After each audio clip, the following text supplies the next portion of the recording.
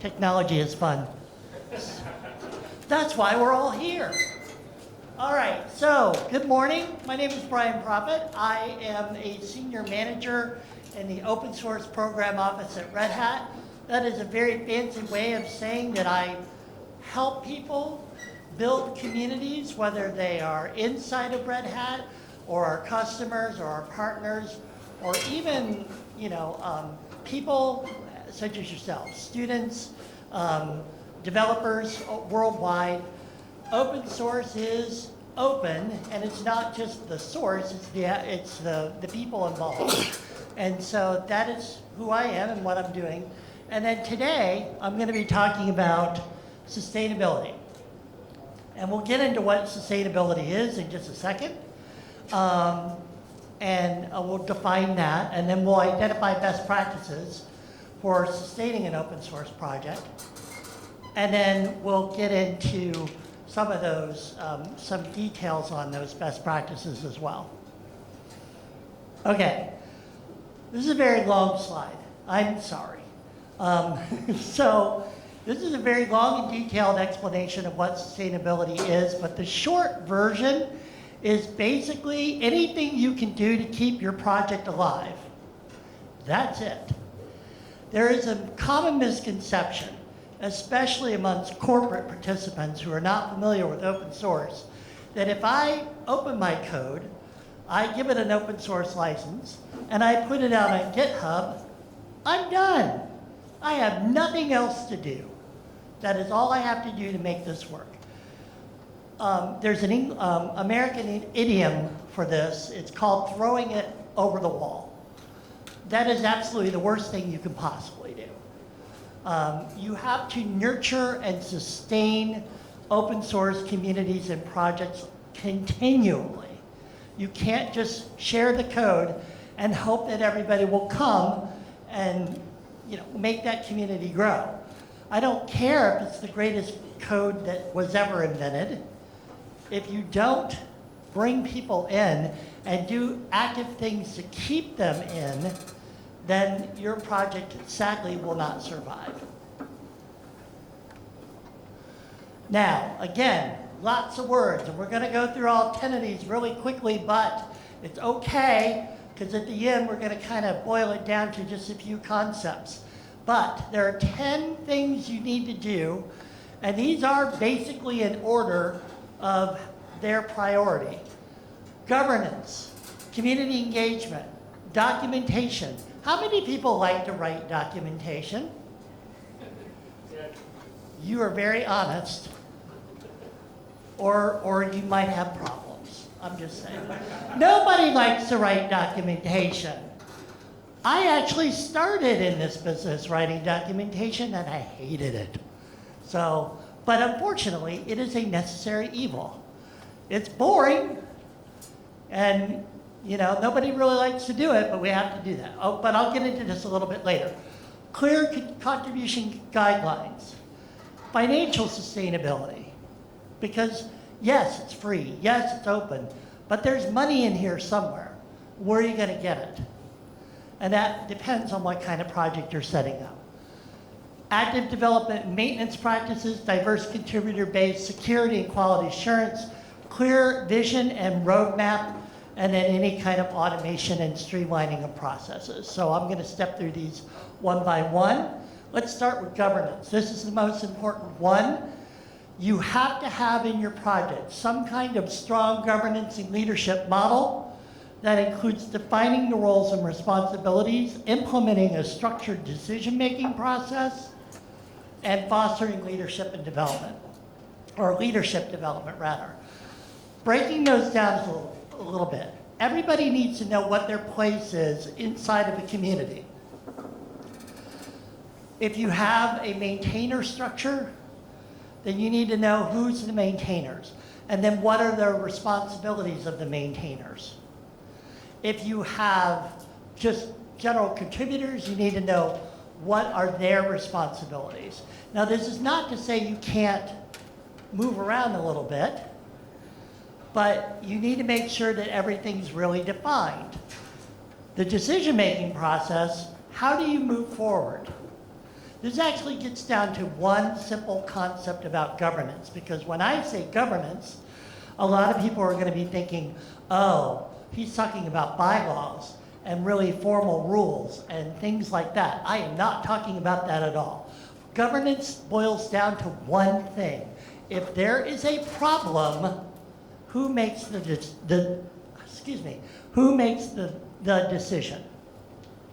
That's it. If it's a technical problem, who makes the call? If it's a social problem, like a code of conduct problem or some kind of conflict within the community that's more a personality thing, who makes the call? That's it. You don't have to be super formal about it, but you do need to have it. And by the way, in that, you do need to have a code of conduct for your community. That is very important. And that's part of governance as well. The leadership development and succession planning, this is addressing a problem that we have in the open source community. For those of you who were at my keynote yesterday, the panel, where I was surrounded by much smarter people than me, I talked about this a little bit, how our community is aging. There are a lot more people like me with the gray hair and everything like that running around the community. And we're going to retire soon, hopefully, to an island somewhere. Sorry, free associate. But when we do that, we have to make sure that there are people coming up that will take our place. And one of the biggest problems communities have is gatekeeping, where you will have people at the top level who will not let people come up from the beginning level. That is a common problem in open source. It's a common problem within any community, but you need to make sure that you have formal succession planning. If you have maintainers, you should have guidelines on what it takes to be a maintainer someday.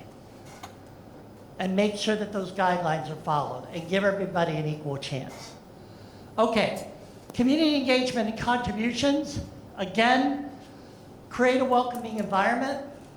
If somebody comes in and says, I have a question, do not ignore it. If somebody comes in and says, I have a comment, do not yell at them. Even if the comment's weird, because that happens a lot, just try to communicate with the person and explain to them, well, no, we don't do it this way because of this, or that's a really good idea, but we've been doing it this way, but if you'd like to help explore, building out your alternative solution, let's give it a shot. That is not always pragmatic or practical, but it can be welcoming. And that's an important thing for us to keep in mind. When people contribute, recognize their contributions. How many people here are involved with the Fedora project or have seen it? Yeah, there we go. Okay, so Fedora has a karma system. They recognize almost any contributions. I don't code a single thing, and I've got a whole bunch of Fedora stickers in my account, for things like writing, documentation, and going to events. Super easy. But that kind of thing matters. Those karma-based systems really work. And again, fostering open communication. You don't want to have communication that isn't out in the open. You want to make sure all the conversations are visible to everybody so nobody feels left out. Documentation. Yeah, I've been talking about this for a while. You should have documentation, and not just about what your project is. It's useful for users to have documentation. That should be your primary goal. But beyond that, you should have documentation about the project itself. All of the things I mentioned should be written down somewhere. So there's no ambiguity. We understand this is our governance. This is our development model. This is our quality assurance model, whatever you want to do. It doesn't have to be hyper detailed. You're not writing a book, but you do have to write it down. So when new people come in, they will be able to understand quickly what's going on. Because the whole goal of all of this, spoiler spoiler alert, is you're trying to bring new people in all the time. And the easier you make it for people to join your community, the more growth and sustainability you're going to have. Clear contribution guidelines. Contribution guidelines need to be present. I probably should have flipped these slides. This is probably before the documentation, but they're pretty equal. You want to have clear instructions, so if somebody comes to you with a code, a new feature or something like that, or a pull request of any nature, you want to make sure they know exactly how that works. You need to go here. You need to follow this template. You need to contact somebody so-and-so to get this done first. And make sure that, it's discussed before you do it on the pull request. Different communities have different rules. The number one thing I tell somebody who's like a potentially new contributor to open source is that when you are looking at any project, watch it for at least 2 weeks.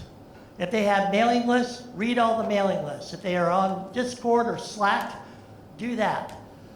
Learn, sit there and just listen and see who knows what and how things work. Contribution guidelines are very important to that, and everybody should have them. Red Hat has them. So this is all the way down from project level out to corporate level. That's how important they are. Financial sustainability. Now this one doesn't come up very often because some of us in the room, we are paid by our employers to contribute to open source. And admittedly, that's not a bad gig, okay? And we're very lucky to have that. If you don't have that, now you gotta look at alternative sources. If you're a student looking to kind of get some kind of financial assistance while you're starting your open source career, there are programs like Google Summer of Code or Outreachy or other similar programs around the world that will help fund internships to be a part of open source projects. The project itself, if you do have money, like if you're spending money on infrastructure or anything like that, you should have as many funding sources as you can. Don't just put, if company A gives you a whole bunch of money, that's great, but don't count on company A doing that forever. Go find other sources of income. And make sure that your financial practices are transparent and everybody understands what's going on. A lot of this really occurs more at the foundation level, but there are individual projects that are large enough, Fedora, that actually has this kind of structure. Diverse contributor database, or contributor base. Okay, so you want to be inclusive, and you want to have as many different people that you can get in your community, and you want to lower the barriers to entry, which is basically what I've been kind of harping on. There's a common thread here. I'm trying to tell you how to make it as easy as possible for people to join your community. Onboarding is the number one thing that helps sustainability, but people forget about it. So at Red Hat in our OSPO, our onboarding is 3 things. You have to tell people what the project is, what does it do, and how can they contribute. That's it. And that builds into the sustainability. You've seen this already in some of these sustainability points. But you want to have but diversity, by the way, isn't about feeling good. It isn't just about, oh, we've got a diverse community, we've checked off that box and we're socially acceptable now. That is important, but that's not why. The more diverse you have, or community that you have, the better off you are, because different people from different regions in the world have different levels of education, they have different ways of thinking, they bring to the table talent that is raw and mixed together with other talent can lead to incredible innovation. So it's not just about being nice, it's about actually taking advantage of how different people around the world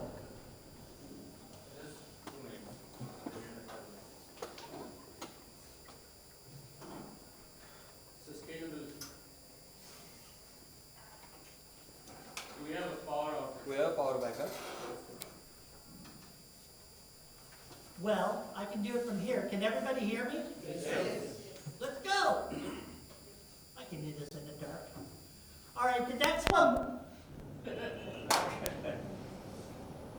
Screen. Is it on the screen? Screen. Yeah, the screen will read. Screen.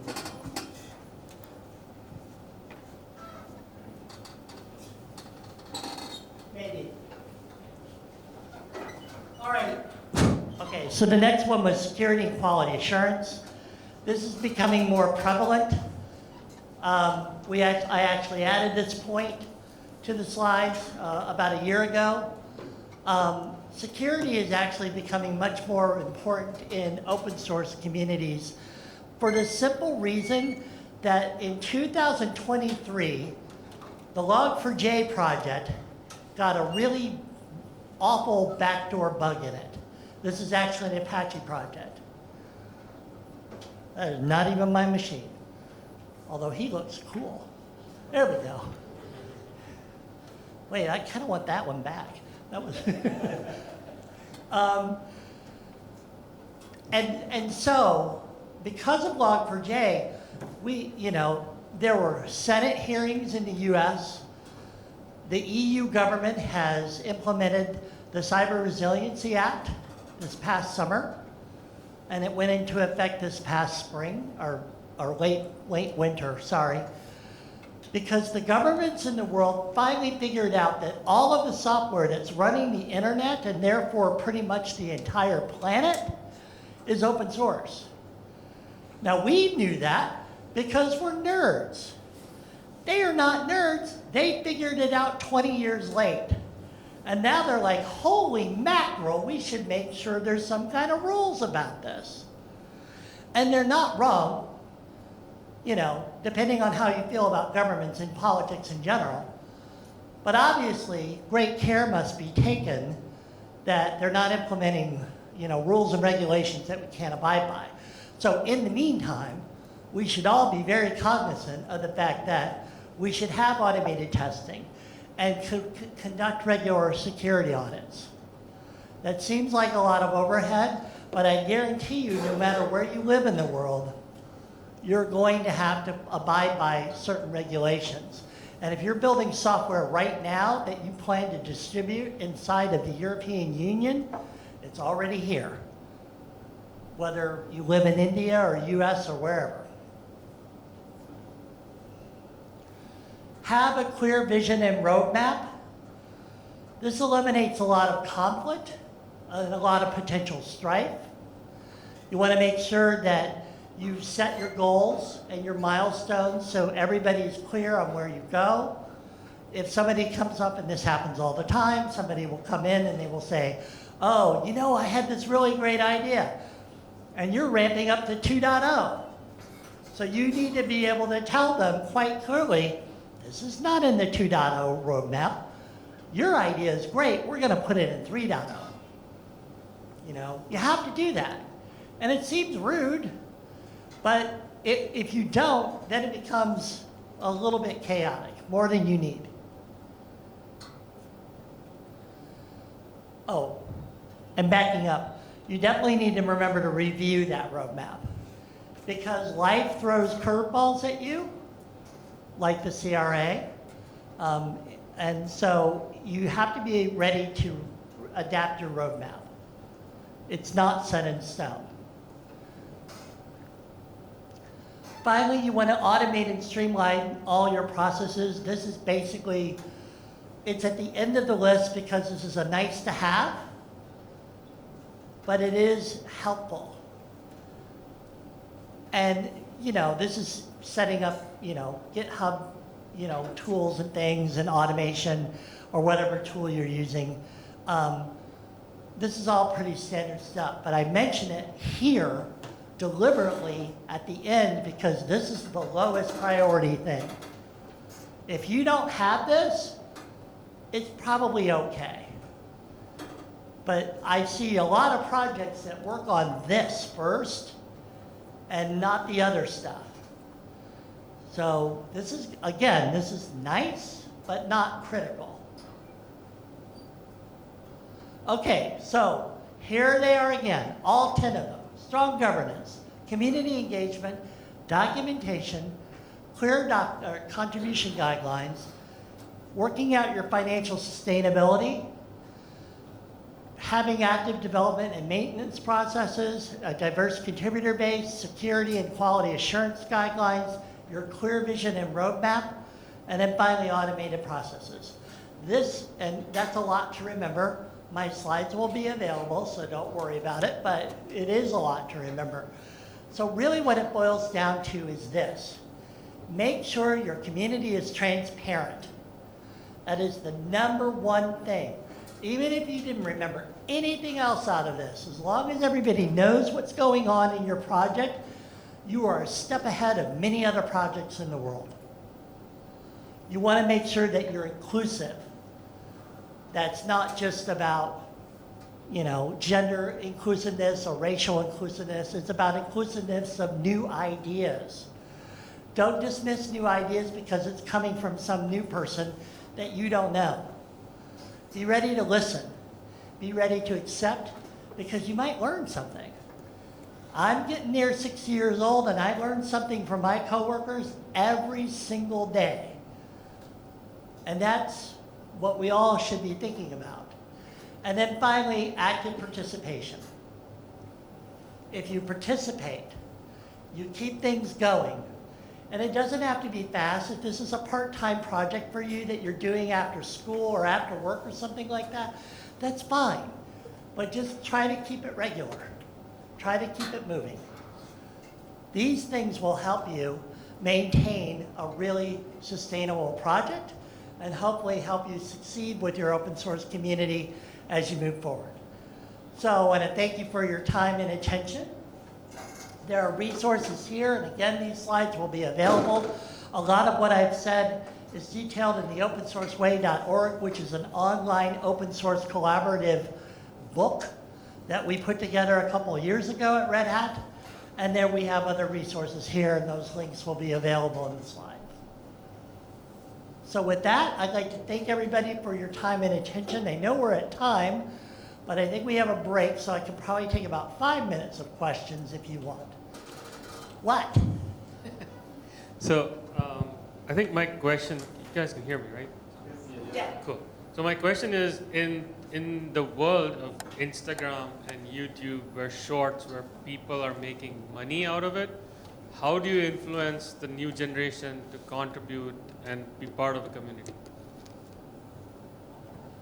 Versus, sorry, I want to clarify your question a little bit. So the question was, for those of you, was, in the world where we have YouTube and people are possibly getting more, they're distracted by other money-making endeavors. How do we do this? I kind of think it doesn't, I think they're kind of separate. Like, because nobody does open source, like, at the very beginning to make money. I know that's the goal. We all want to eat. Even Richard Stallman said you can make money off of free software. Because again, we all have to eat. But I think, I don't know what's going on. I think it's about, you do open source as a passion. And if you're really interested in making money, then maybe there are ways to commoditize that based on what you said. I don't think that there's any reason why a new open source developer couldn't be making TikToks of their experiences with open source. that actually sounds kind of cool. Again, I'm a nerd, but whatever. And if they can monetize that, great. But, you know, I think the issues are separate. I think the problem that I see, so I used to be a journalist, and in journalism, when you're working as a freelance journalist, you have one rule: never write anything for free. Because, again, you have to eat. And in open source, that's a trickier balance, because what I will tell a new student is, you know, hey, you should build your resume and your CV by contributing to these open source projects. But they're probably going to have to do that for free. So you have to balance that between, like, how much do you contribute versus as a passion versus, well, yes, but I also need to do something else to earn a living. Now, hopefully, if you're lucky, it'll go. I was pointing towards how to influence like Gen Zs to kind of be more in open source and not go towards the destructive stuff.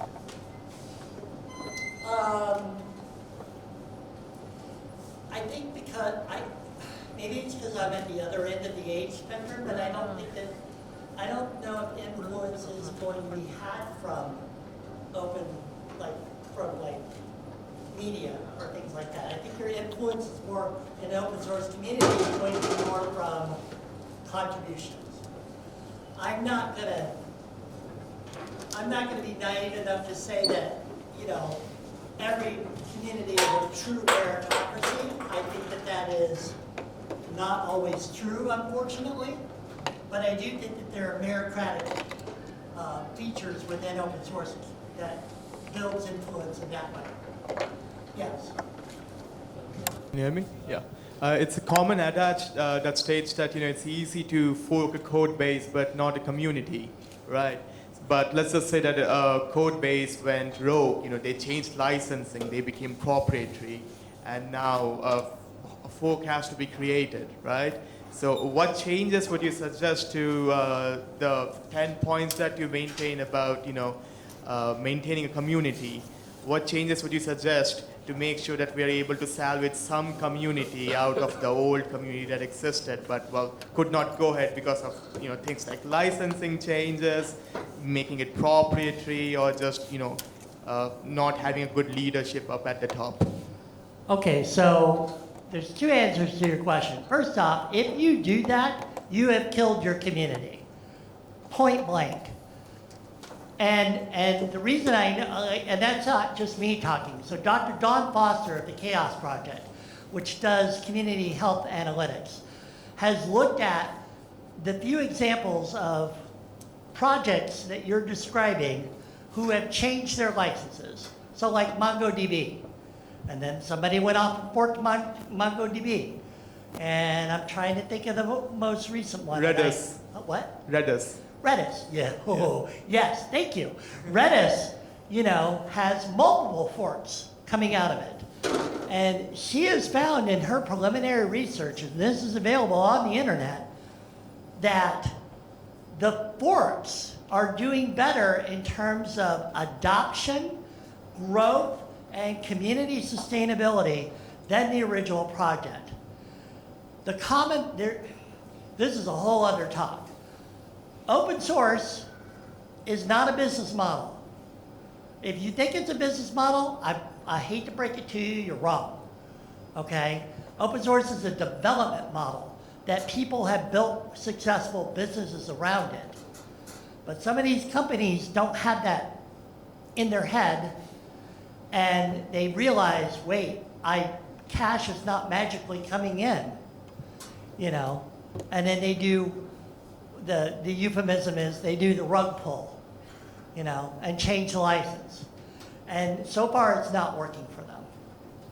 I don't like open core in general, even if you start as open core. And the reason why is it puts a limit on innovation in your community. Because if you have an enterprise version and a free version and they're different, somebody in the free version, I guarantee you, one day is going to be like, oh, I want to add this new feature. And somebody in the company is going to be like, you can't add that new feature. It's in our enterprise version. Boom, glass ceiling. Now it's like, why am I here? Bye. Any other questions? Yes, sir. So I have just started working as a software engineer back just 1 year.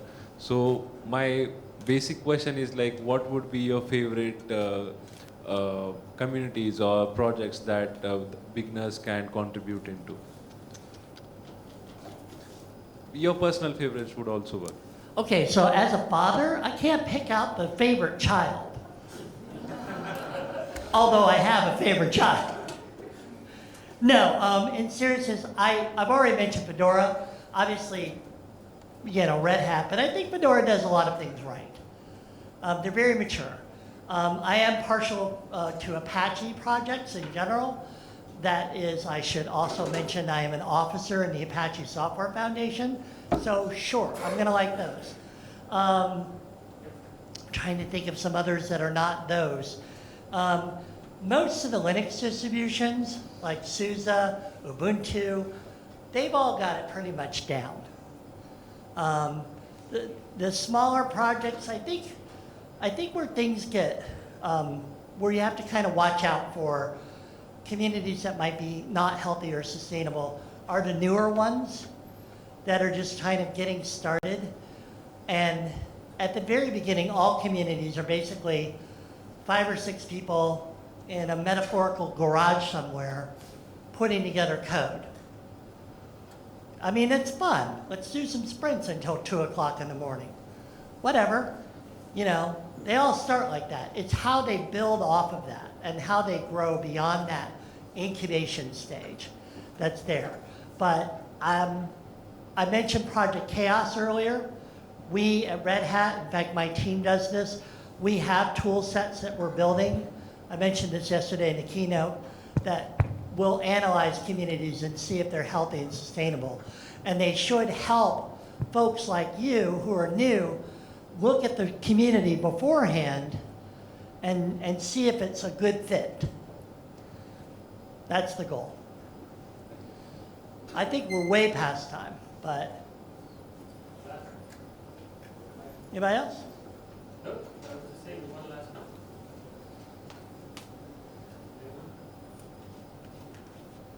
All right. Thank you all so much. It's great to be here.